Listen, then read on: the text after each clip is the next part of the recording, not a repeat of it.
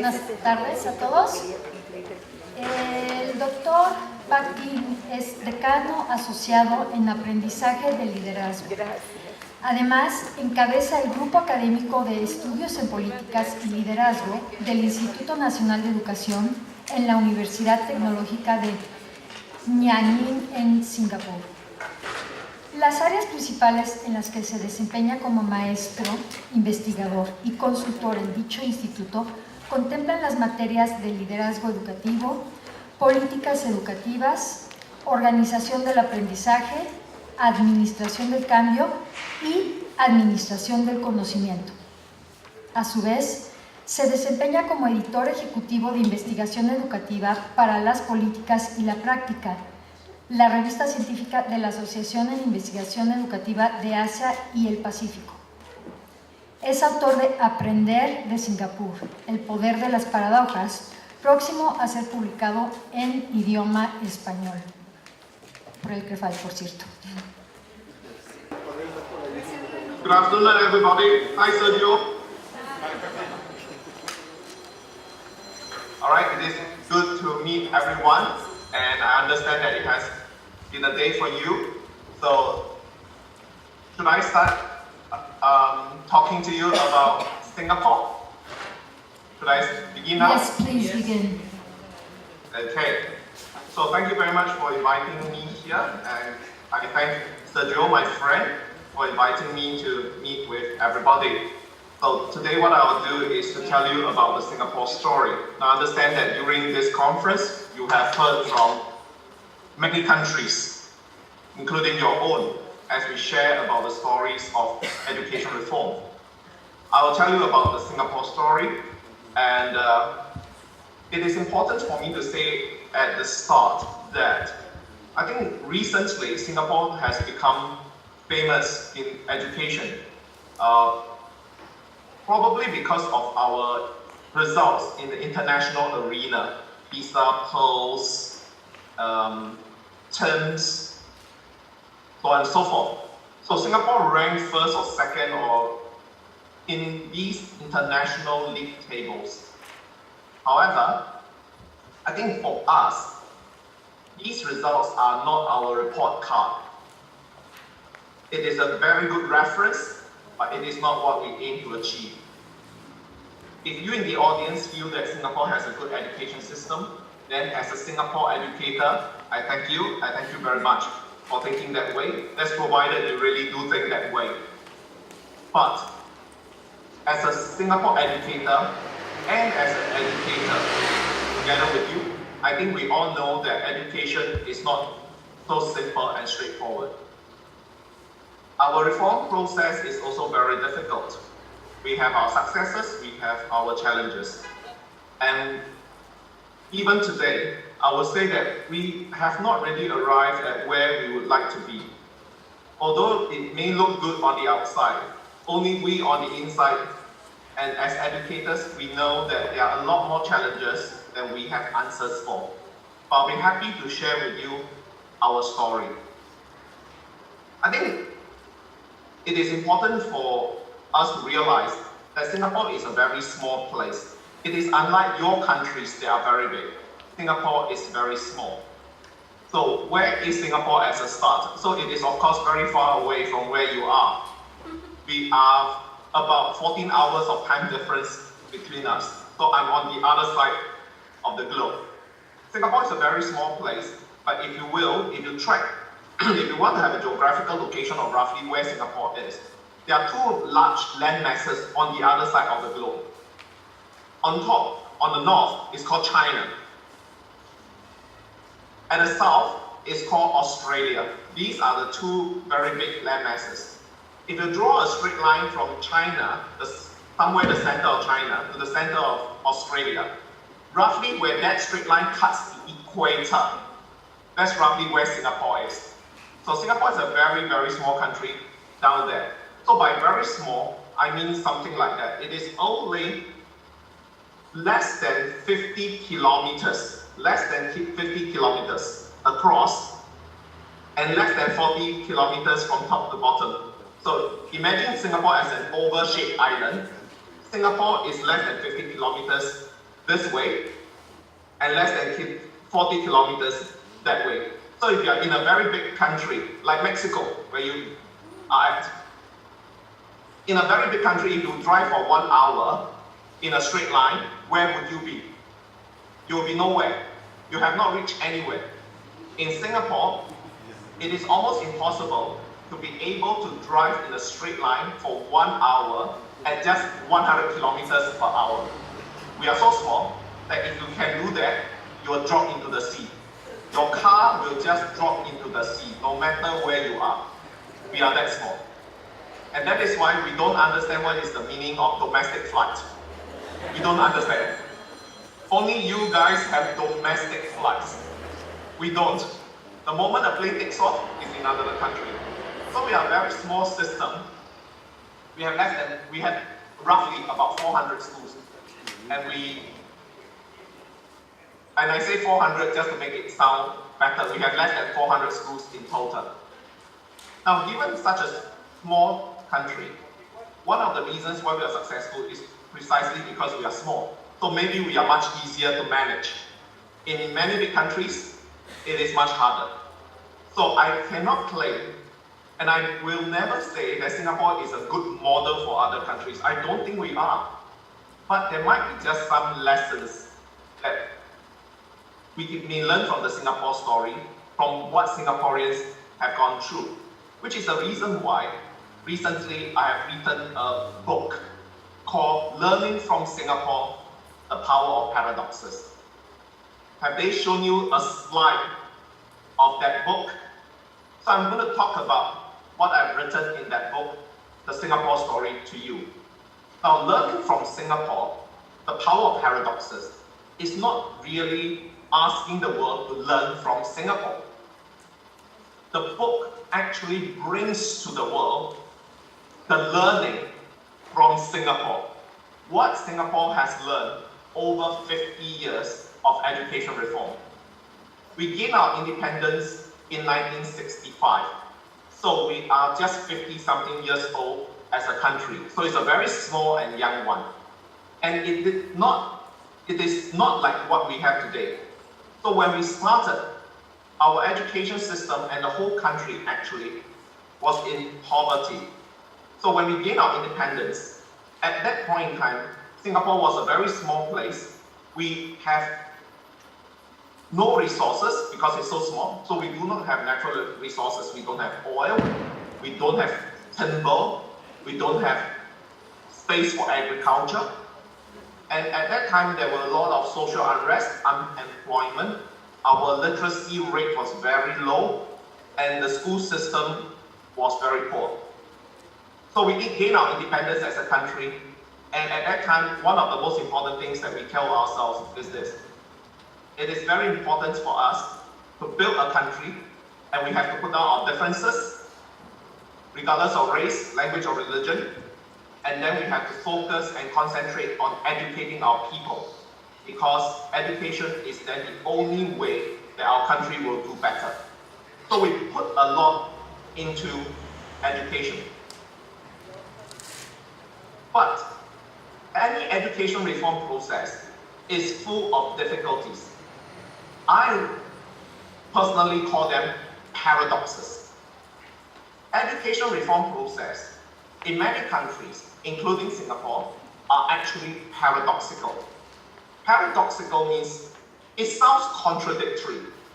It sounds like it's either A or B. You can't have both.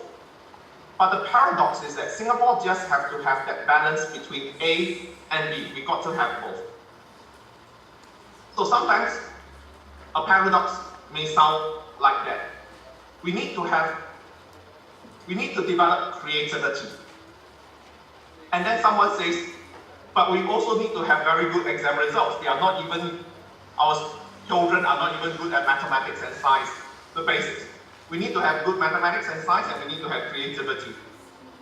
Usually, in modern literature, it makes it sound as though you either have creativity or you have very good exam results. In Singapore, we take the position to say that it is possible to have both.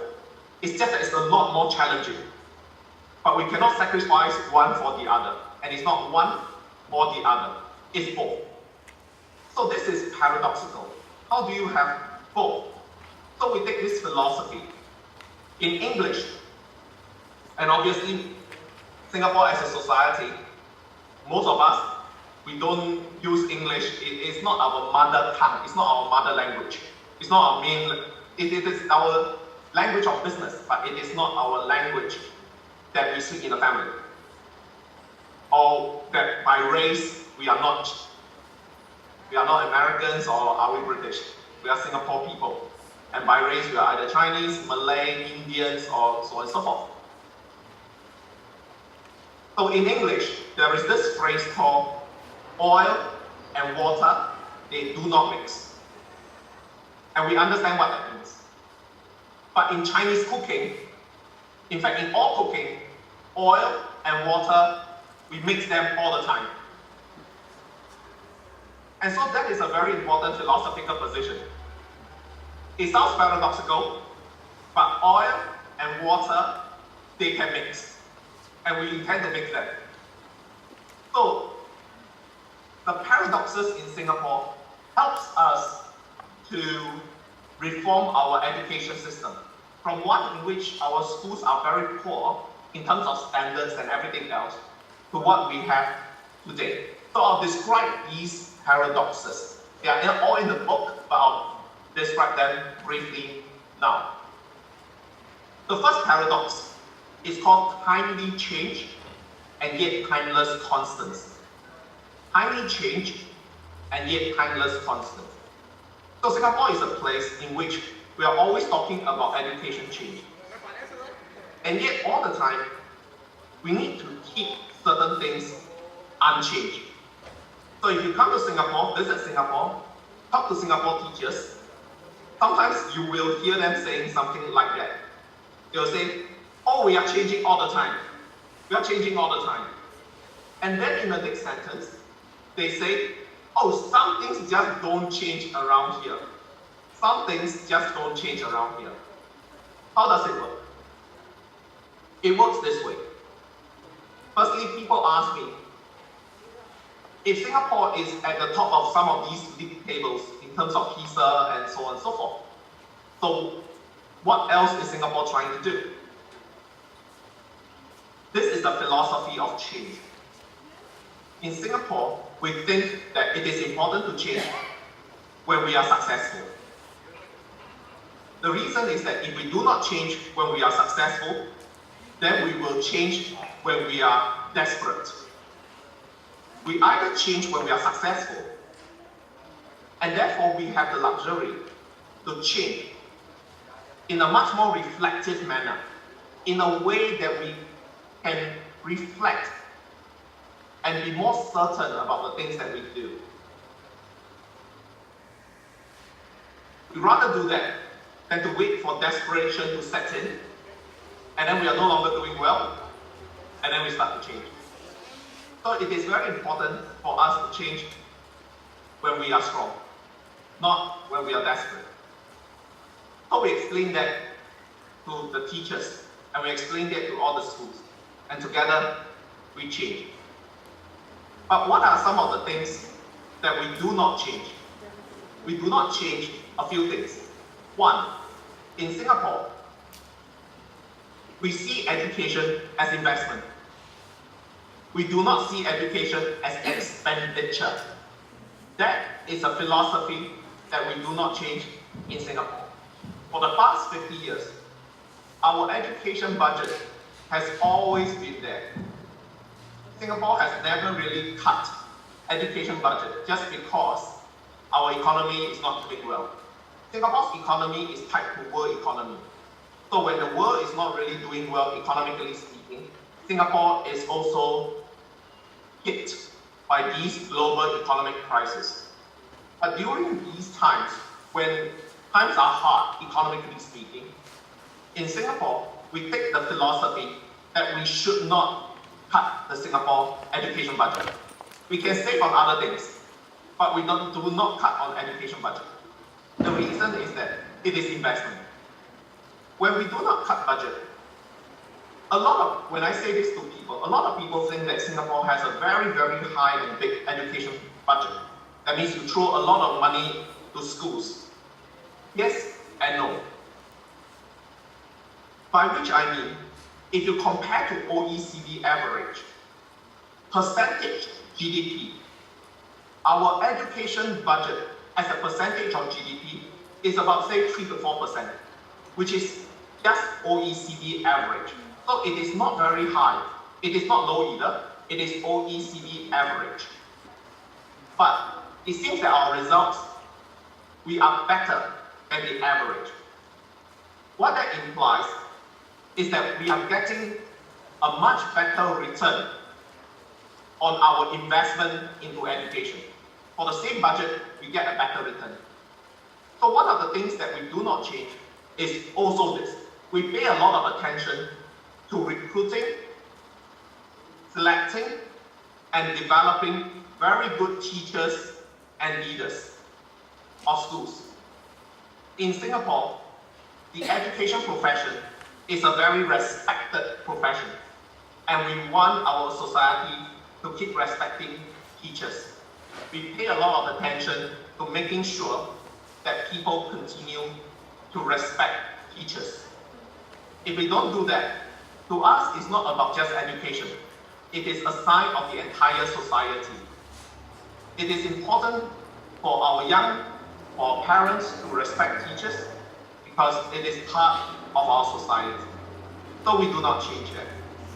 But because our education budget is OECD average and we seem to get a better deal from our return in investment, that tells you also that the development of our teachers and our school leaders, we pay a lot of attention so that they know how to use that budget very wisely. That money, more importantly, is that it is consistent. Year after year, teachers, principals of schools, they do not need to worry that next year they are going to face a big budget cut. And therefore, it is important for them. It is important for us as educators so that we can plan ahead and be assured that the budget is going to be there. So there's a lot of long-term planning in Singapore because there is that consistency of budget. So it is not just about the size of the budget, it is OECD average. It is about the consistency of budget. But at the same time, Singapore's budget is the number 2 budget item in the country. The biggest spending in Singapore, governmental spending, is defense. Then it is followed by education. So this is something that we do not change in Singapore. The Singapore story has never really been about the glory of international tests. It is always about the hard work, the tenacity, and the sacrifice of the generations of educators to achieve success for everybody. And we pay a lot of attention and invest in our educators so that they can bring success to the next generation of children. The second paradox is called compassionate meritocracy. If we are meritocratic, that means we are saying that regardless of race, language, or religion, we should not judge people based on that. Each person, regardless of race, language, or religion, should have access to the same education opportunities in school and to be given a chance of success. We practice that very, very hard in Singapore, and we keep to that. But in a meritocratic country, there will be people who can do very well, but there can also be children who are left behind, simply because they are not so suitable in our so-called mainstream system. The mainstream education system, the majority of the schools may not be able to cater for them. Therefore, there might be children who are left behind, and we recognize that. So, compassionate meritocracy says this. We practice meritocracy very hard in this country, and we stick to it.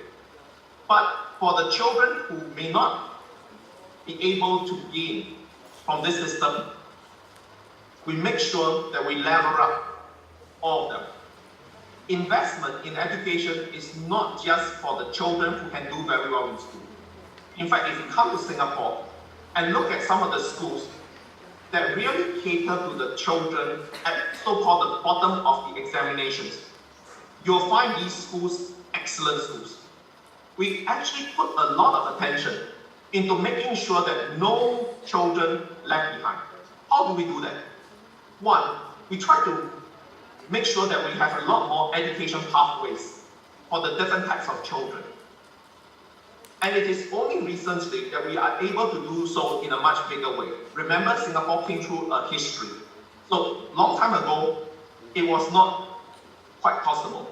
We aim to do that, but we also need to have the economic success in order to sustain. But now we are developing a lot more pathways for children. That is to say, those who are good in mathematics, those who are good in science, those who are good in English, those who are good in mother tongue, those who are good at sports, those who are good at art. We want all the children to have a chance of success. So we are building many pathways in the country in order that different children, if can find success in their own way, and that we celebrate many more types of success. So that is one way in which we do this part called compassionate meritocracy. Not only that, we build schools to specially cater for children who may not be doing very well in our national exams. So usually, if you do well in a meritocratic system, generally speaking, if you do very well, then you go to the so-called better schools. But in Singapore, what we try to ensure is this. One, for all children, we not only build the so-called pathways, we build the schools to cater to their needs. Two, we ensure that every single school is well-resourced and have very good teachers, whether they come from the top school in the league table or they come from the bottom school. In Singapore, what we try to do is this tagline and vision called every school a good school.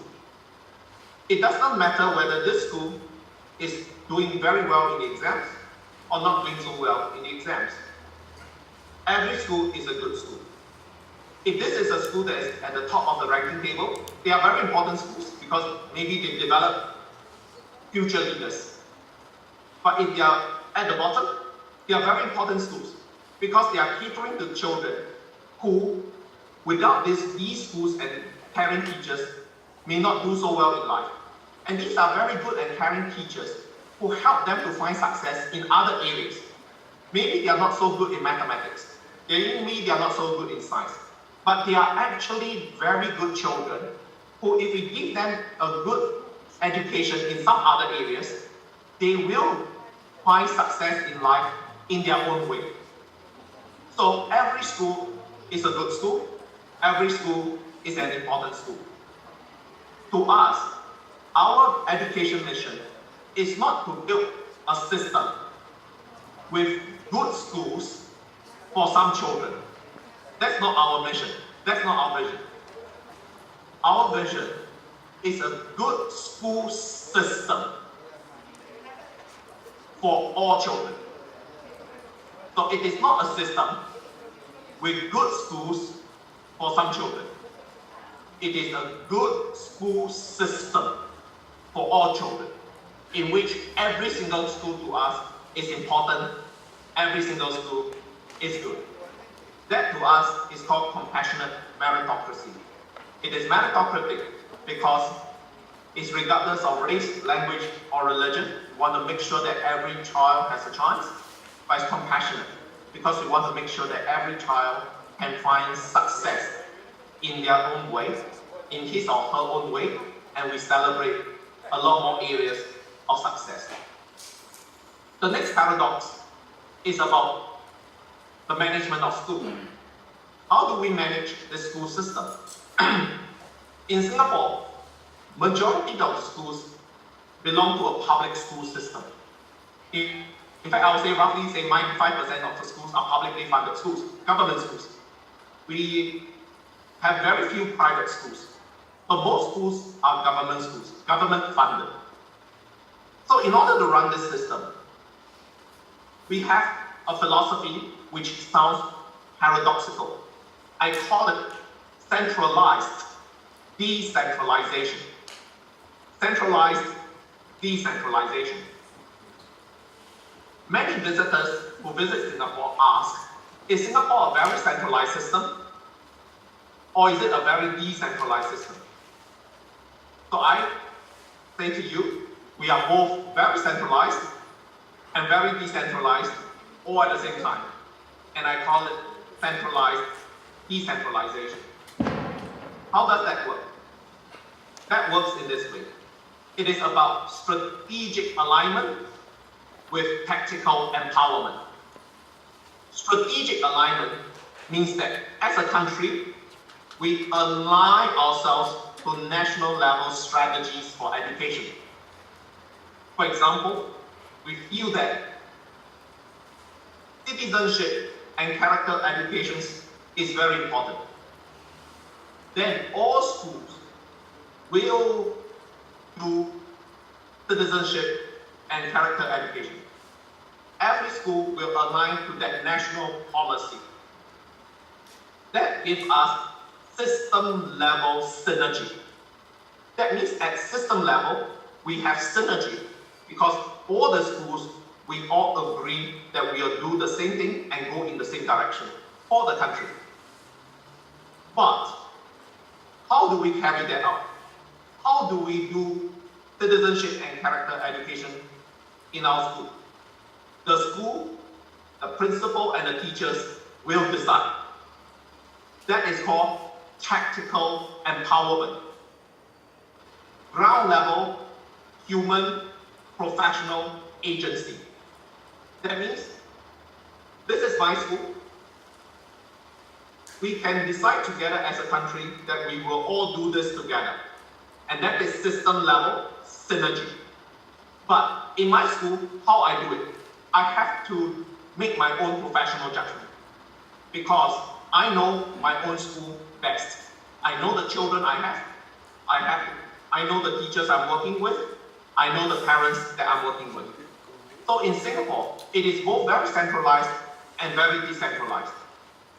Centralized strategic alignment allows national level synergy. Then we are very decentralized, tactical empowerment.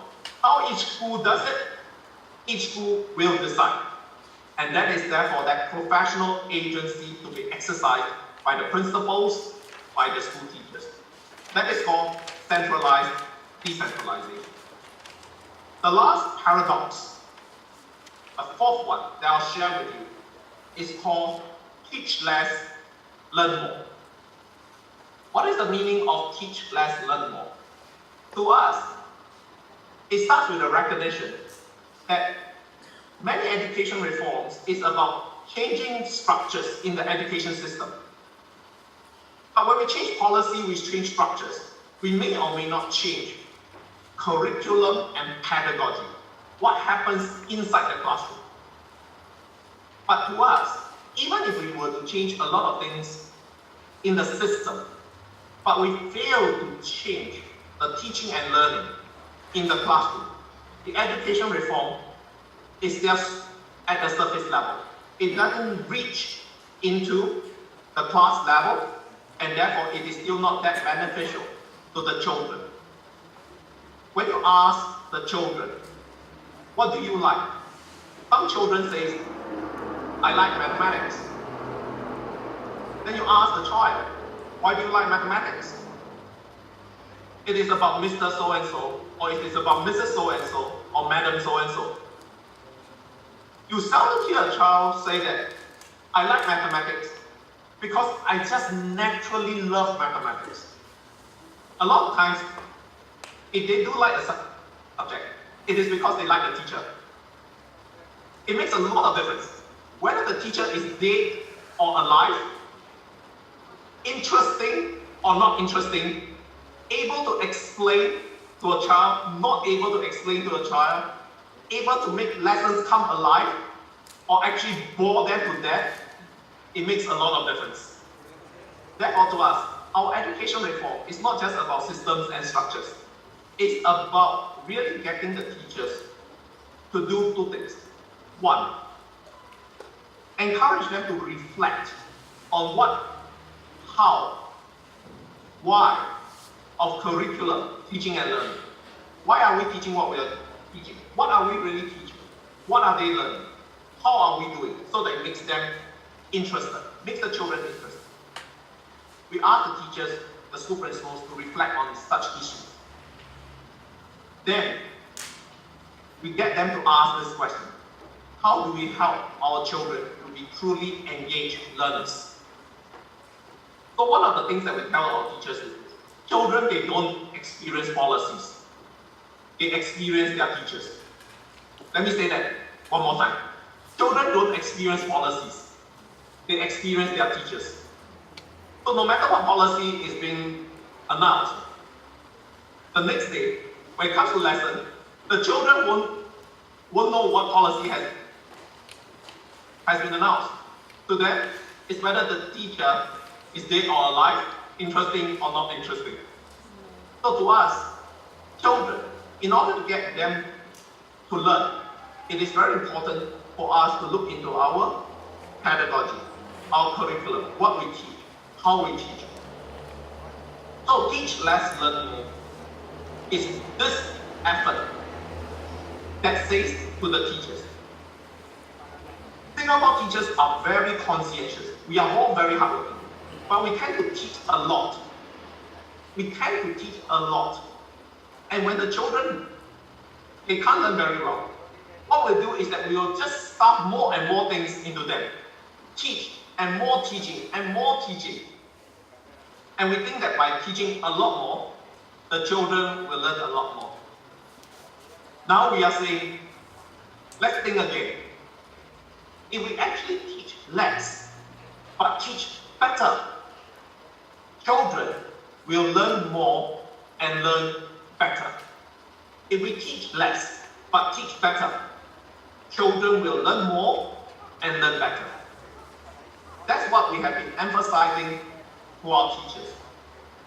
Instead of always asking, how can I teach more? Ask, how do I help the children to learn more? So it is a very different philosophy of teaching and learning. Teachers are encouraged not just to ask, how am I supposed to teach this? They are encouraged to ask, how am I supposed to help the children learn this? And the children are all very different.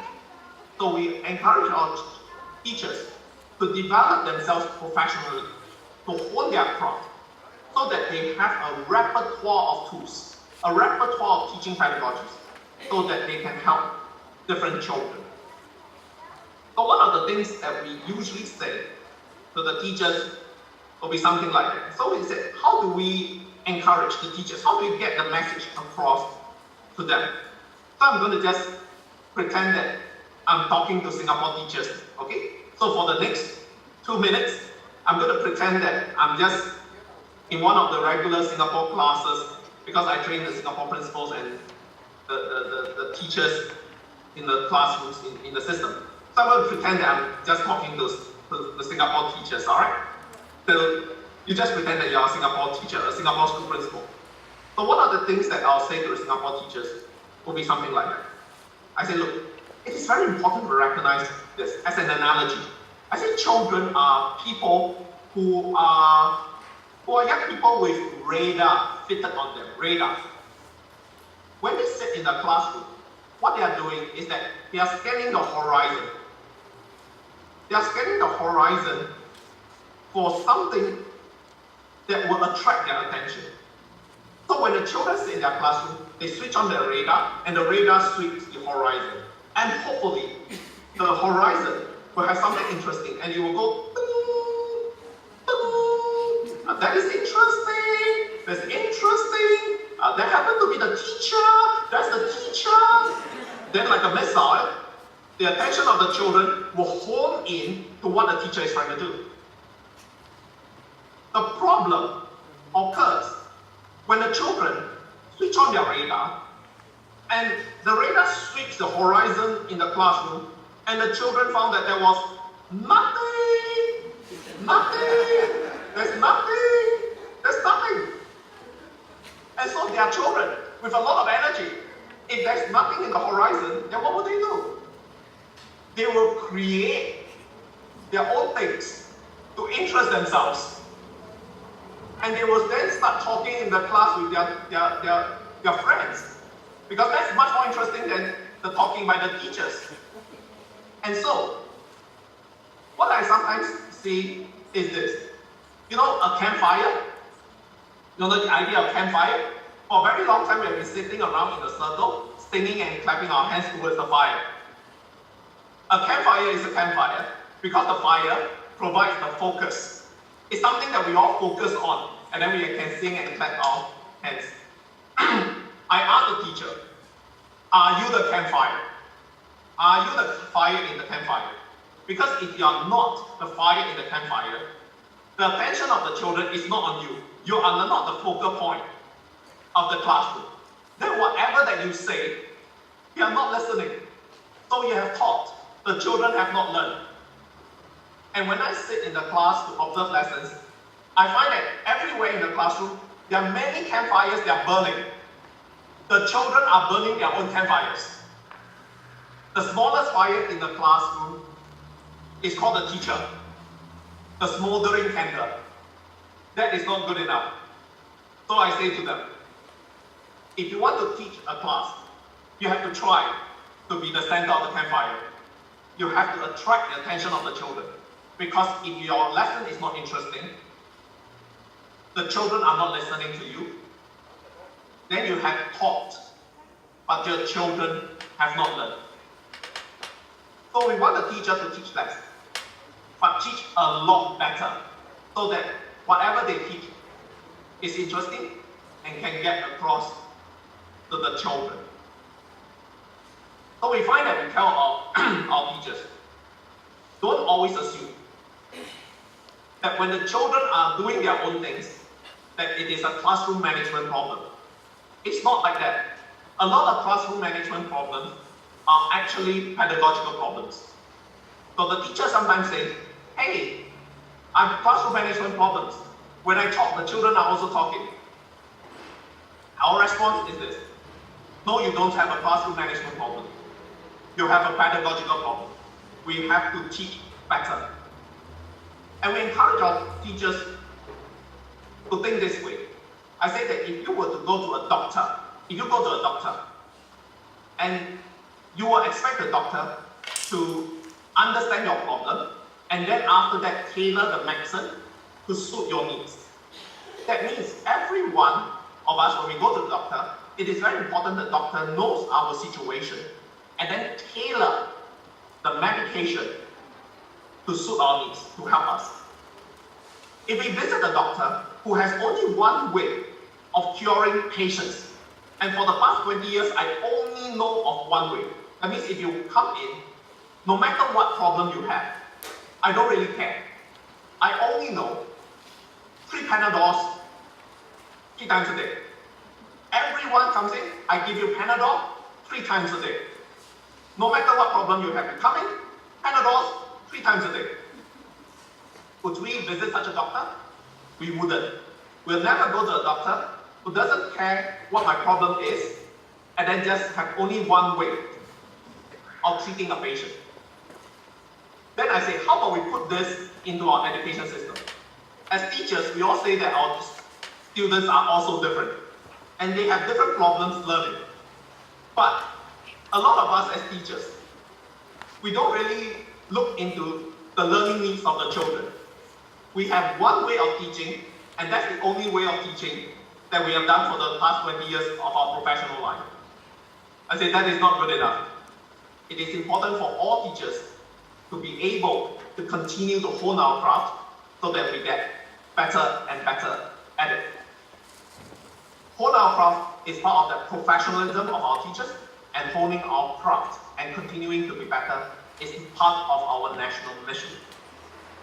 So I share with you, and I have shared with you the 4 paradoxes of Singapore. Let me repeat them. Timely change, timeless constants, compassionate meritocracy, centralized decentralization, teach less, learn more. But I think the most important thing about the Singapore story is perhaps this. In our country, educators are nation builders. They are not just teachers. They build the nation together. And therefore we hold our teachers in high esteem and we make sure that our teaching profession is a very respectable one. For us, education is our human enterprise of paying it forward. 50 years ago, slightly more than 50 years ago, when Singapore gained its independence, it was a very difficult situation. Today, we can use English to communicate with the world. That's because more than 50 years ago, we decided that we are going to use English to teach mathematics and science. We adopt the policy of bilingualism. That is to say, it is fair to all races that regardless of your family language, all races, when we come to school, we will use English to teach mathematics and science. And then each of us will still learn our mother tongue. So if you are Chinese, you learn Chinese. If you are Malay, you learn Malay. If you are Indian person, you learn Tamil language and so on and so forth. But you use English for mathematics and science. That's firstly for fairness, to build a country. And secondly, it is also an international language. And that is for commerce as well. So to us, that is very important. But at that time, how many teachers can really use English to teach? Almost none. Because when we gain our independence, all the different races are using their own language to teach. That means a teacher of mathematics could be using Chinese, Malay, or any other languages to teach mathematics or science, but not in English, because we are not conversant in English in the first place. But because of national needs, our teachers are retrained to use English to teach mathematics and science.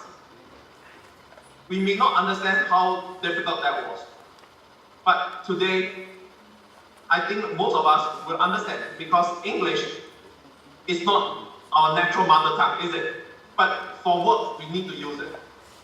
If now English is the language to teach mathematics and science, I think it's a very different story.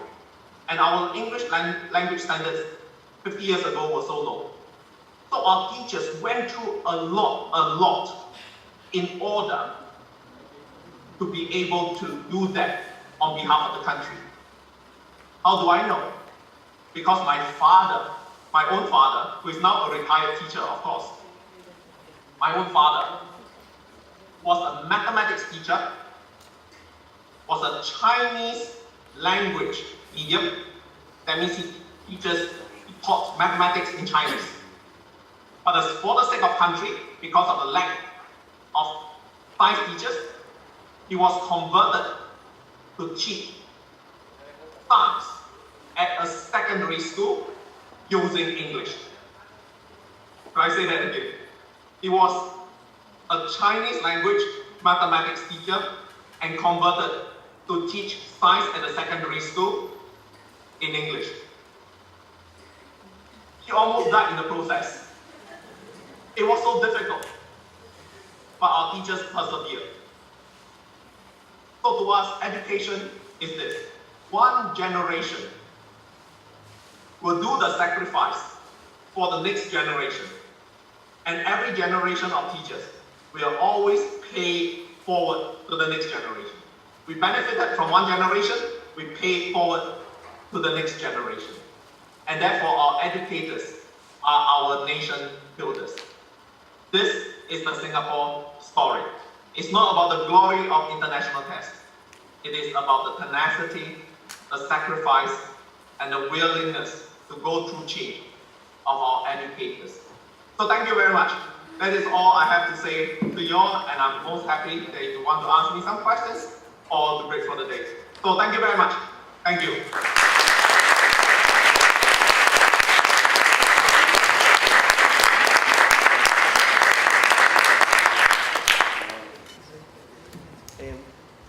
One of the challenges that several countries have is that, unfortunately, Marco Fernandez from the School of Government and Technology. One of the challenges that many societies have is that, unfortunately, in rural communities is where you have even the poorest educational results. In countries such as Vietnam, they decided to send their best teachers to those communities. Do you have a similar challenge in Singapore? Obviously, it's a much smaller country, Singapore, but something like that is the challenge that Mexico has had that unfortunately has not been able to tackle it correctly. Okay. Thank you very much for that question. Firstly, the Singapore situation. We have a very small country, so we are only 50 kilometers and 40 kilometers. That's small. Therefore, actually we don't have much of rural areas. Every single place is the same community. It is that small. It's like a small city, just like a small city somewhere in your country. A city, that's all. So every one of us is in the same community. So today, every place is very urban. In fact, our nature reserve, we have to reserve space for some trees so that we will not lose everything. So Singapore is in that situation. So what? We do not have really rural school. Every school is a city school. However, I think there is a philosophy in Singapore, and that is, with some extension, applicable. It's not the same thing, but with some extension, applicable to a much larger country, is this. It's not so much about rural or city, but it is about the differences in schools. Once you rank schools in terms of exam results, let us just use exam results, okay? If you rank schools, definitely there will be a school right at the top, and then there will be a school at the bottom. We agree with that, no matter which system. But in Singapore, the philosophy is every school is a good school. That's the first thing. Whether your exam results are up there or down there, every school is a good school. It is not about the results. It is about the effort of the principal, of the teachers, to bring education to these different profiles of children. And therefore, the equity in Singapore work in this way. Regardless of whether you are the highest ranking school or the lowest ranking school, investment is made into those schools. And funding is given in a very equitable manner to all schools. No school, whether top or bottom, is given a much lesser budget. That's simply because your exam results are poor. So that's one. Two, it's a philosophy and a cultural statement. Once upon a time in Singapore, that's a very long time ago, the so-called better teachers and the principals are usually at the better schools. So if you go to a school, it is a top school in Singapore, and then usually people will say, wow, you're the principal of the top school in Singapore. That means you must be very good. Today, that is no longer the case. In fact, our government does this. If you are being sent to a school which is more at the bottom, we make a cultural statement and we tell the whole world this. It means that we have confidence in you, that you can help the school to improve. Very good principals are sent to schools that are not so good. And we say in the media, and we say to the parents, and the parents actually believe that. If a principal is sent to a school, a very, very good principal is sent to a school right at the bottom, it means that we recognize that this must be a very, very good school principal. Because not all principals have what it takes to help such a school principal. And therefore, today, we have a situation, to me, a happy situation as an educator. It is not necessarily that the top schools in Singapore have the best teachers and the best school principals. No. In fact, now, the ones that are at the bottom, we send very good principals there, and we send very good teachers there, because we are very sure that these people can help the children to improve. If you use that philosophy, that is the same whether you are city or rural. The equity is important, and we must help everyone to find success, because they are all our children. So let's send some of the very good people to the rural areas as well, and support them, so that the children in the rural areas will gain success. So that would be my interpretation. Thank you. Thank you. Do we have another question? Yes. Thank you very much, Carlos Neves from Creval. Well, you mentioned some paradoxes, but also I think that the basic axiom is that if you got the better the teachers, the better the school system. And that's an axiom, that is the starting point. I read, I don't remember exactly, but I think in Professor Raymer's compilation of the lectures from Singapore, that everyone praises the teachers in your country. And something that troubled me, or I may understand incorrectly, is that the press is forbidden to criticize the teachers. Is that correct? Okay, the press in Singapore is actually free to criticize teachers. We get that all the time. However, I will probably say this. I think in Singapore, somehow culture, it is in the culture, is that it is much more balanced. There are definitely schools and teachers that the press will pick up on and say that, hey, they are not doing a very good job, or that some teachers are not doing the right thing, and we have those. That means, for example, there are some teachers, there's a few, but they are doing the wrong thing. You know what I mean? In a school, with the children, they are doing the wrong thing. So we'll do two things. If it's really a wrong thing, we'll prosecute the teacher. If it is against the law, we'll actually prosecute the teacher as a country. If it's an unlawful thing, we will prosecute the teacher. And two, the press will just report it. So these will become scandals, not the so-called scandals in the education system. But the balance is this.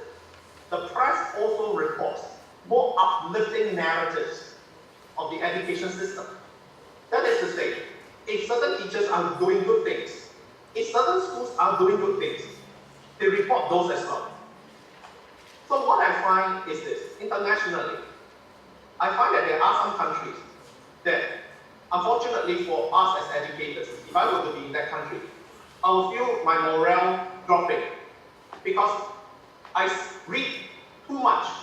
There are just too much of the bashing of schools, of educators, of teachers in the media.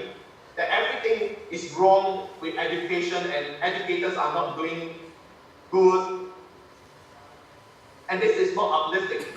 And then the morale just keeps dropping because it is a very vicious cycle. What happens in Singapore, to me personally, and I'm happy about that, is that we are much more balanced.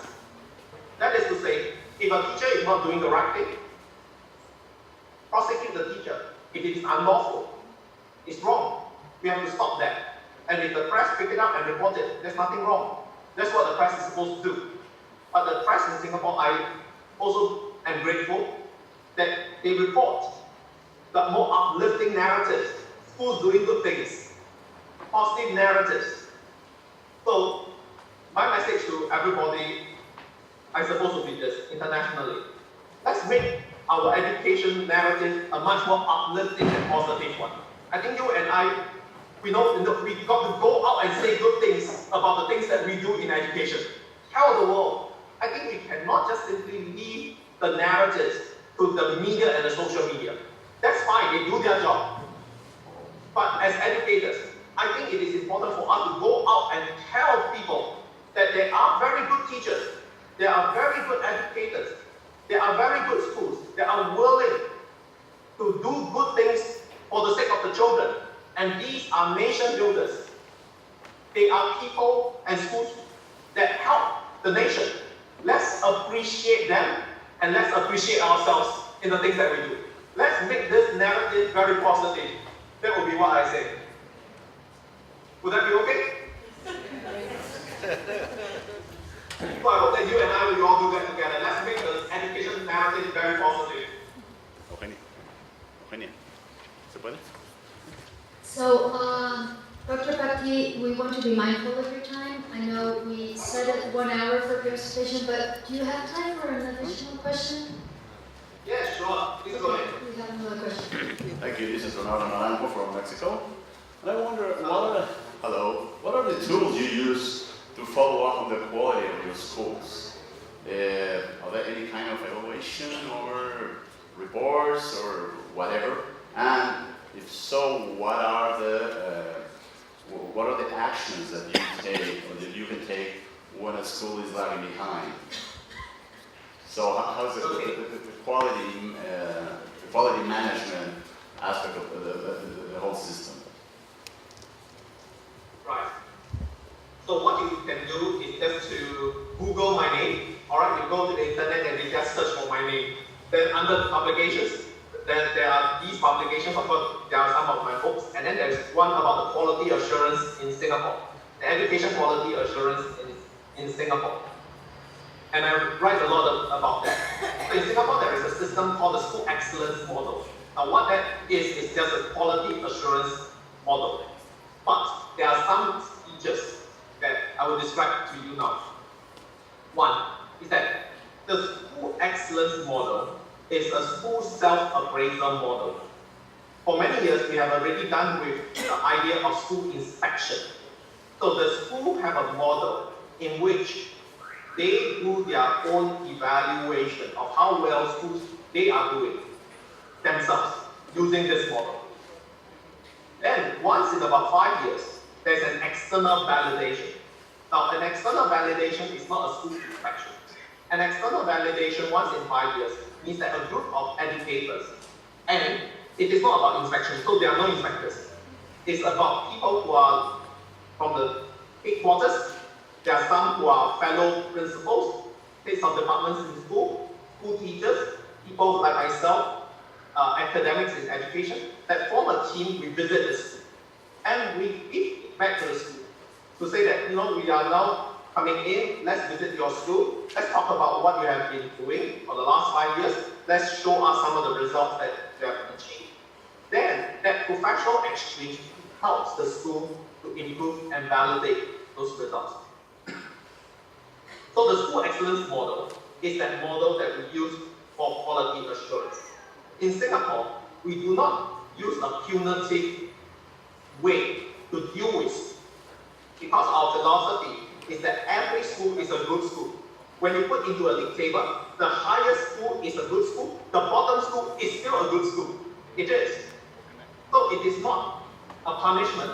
There are no punitive measures to say that, hey, this school is not doing so well because it's at the bottom. It's doing very well. It's just that it's ranked at the bottom. That's all. It's ranked at the bottom because it's helping a certain other group of children who may not necessarily do so well in exams in the first place, but we are helping them to gain success in other ways. So we do not punish schools or have measures to say, how am I supposed to do to get schools to conform. What we do is actually this. We train very good school principals and teachers. Then we trust them. But we need to help the school. In order that there are some schools that are still not doing as well as they could, then what do?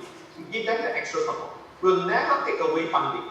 We'll never decrease funding or do something to close that school just because the school is not doing so well. We'll never do that.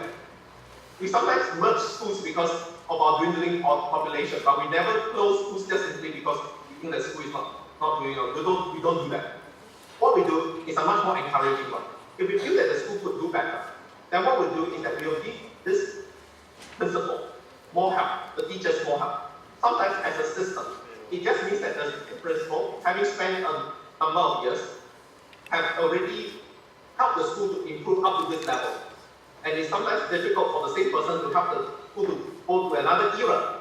So in Singapore, we have the principal's rotation system.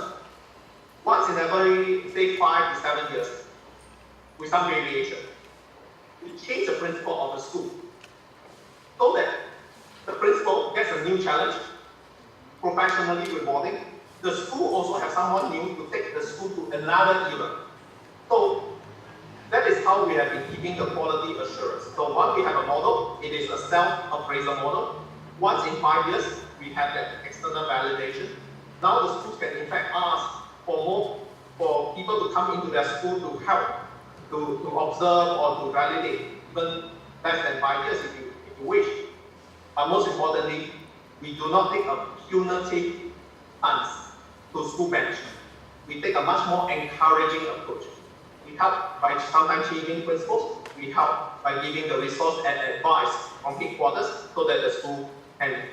So that will be the way that we manage schools in Singapore. Thank you. So I think we ran out of time, and we appreciate very much your participation in the seminar. It's been enlightening. You're welcome. And on behalf of Grefal, Dr. Sergio Cárdenas, we want to thank you and hopefully continue this conversation in other formats or contexts. Thank you very much. Okay, thank you very much, everybody.